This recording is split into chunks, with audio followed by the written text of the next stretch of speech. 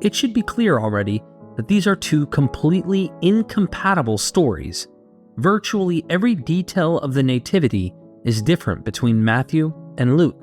The only points of agreement being the names of Jesus' parents, Mary being a virgin, Jesus being born in Bethlehem, and the family moving to Nazareth at some point. That's it. Now, Christian apologists are quick to point out that different does not necessarily mean contradictory. This is true to some extent. For example, shepherds and magi could have both visited Jesus, with each gospel author only choosing to mention one or the other. After all, Luke does not specifically state that no magi from the east ever visited Jesus, so technically it's not a contradiction, even if it does seem very strange that Luke would have left out such an extraordinary detail. This kind of explanation may work for some of the differences, but not all of them. There are a few discrepant details between Matthew and Luke that are genuinely incompatible and contradictory. We can illustrate this by simply looking at the ways people have tried to harmonize them, and pointing out how these attempts utterly fail. The typical nativity harmonization put forward by Christian apologists goes something like this. Mary and Joseph originally live in Nazareth, as Luke clearly indicates, and they travel to Bethlehem to register for a census. Mary gives birth in a stable because there's no room at the inn. And shepherds come to visit the baby. After 8 days, they have Jesus circumcised, and after 33 days, they go to the temple for the purification rite. A year or two later, the Magi arrive in Jerusalem following the star. They tell King Herod about the birth of the Messiah, and then visit Jesus as a toddler in Bethlehem. After that, Herod orders the massacre of the children in Bethlehem. The family flees to Egypt, and finally they end up back in Nazareth. The end. Does this seem like a pretty solid harmonization? Most Christians think so. Unfortunately, there are quite a few problems with it if you examine the text closely. First of all, there is the question of Mary and Joseph's hometown. Were they originally from Nazareth, or did they move to Nazareth to escape the Herods? The harmonization we looked at takes Luke for granted, but ignores key information in Matthew.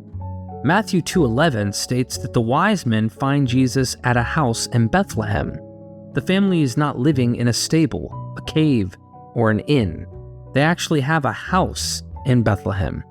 Moreover, look at Matthew 2:21-23. Quote, "And he rose and took the child and his mother, and went to the land of Israel.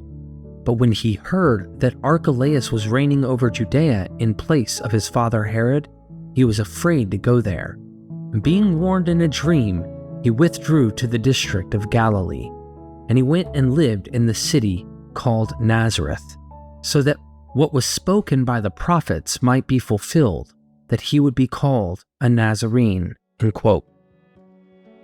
When they find out Herod has died and they can come home, where do they intend to go at first?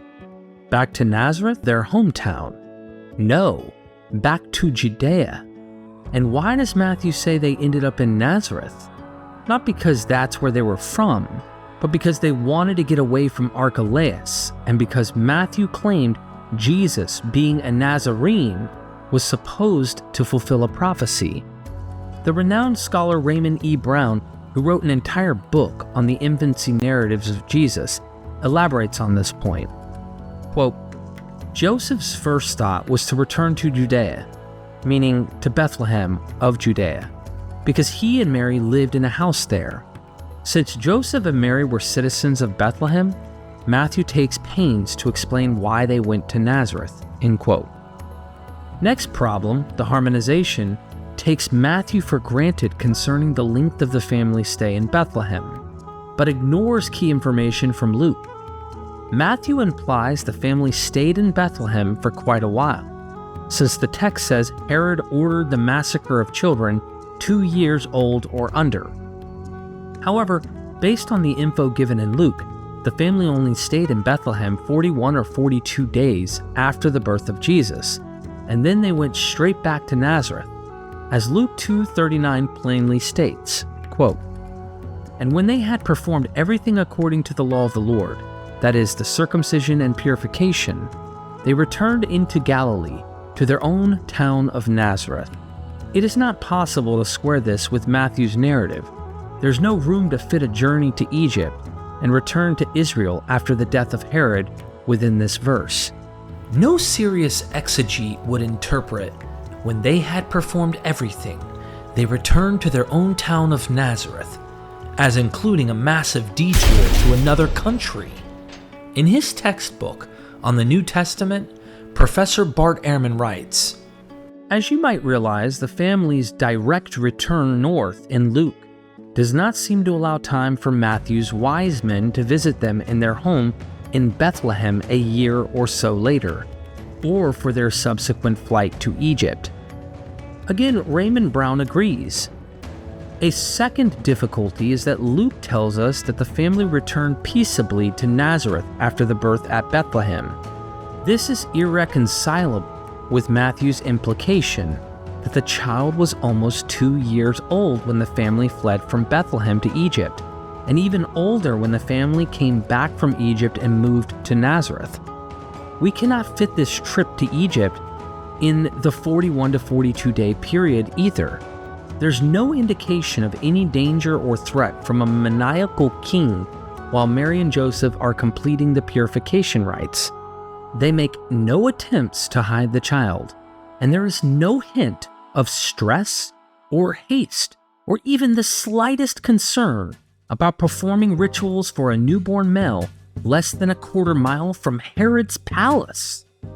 Given all of these irreconcilable discrepancies and issues between Matthew and Luke, we can safely conclude that the two narratives are contradictory, which means that they cannot be both 100% true and accurate.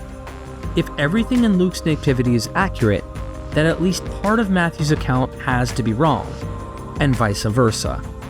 In another textbook on the New Testament, Yale professor Del Martin explains, "If one carefully compares the birth narratives presented by Matthew and Luke, one finds that it is next to impossible to harmonize them in any historically respectable way. The different accounts can be harmonized only by gymnastics not permitted to reputable modern historians. That is fine because the New Testament need not be regarded as a history book. But using it as a resource for constructing a historical account of early Christianity necessitates reading it critically, not naively." Next, we will examine the information of both accounts from a historical standpoint to see whether the external evidence supports either of them being true.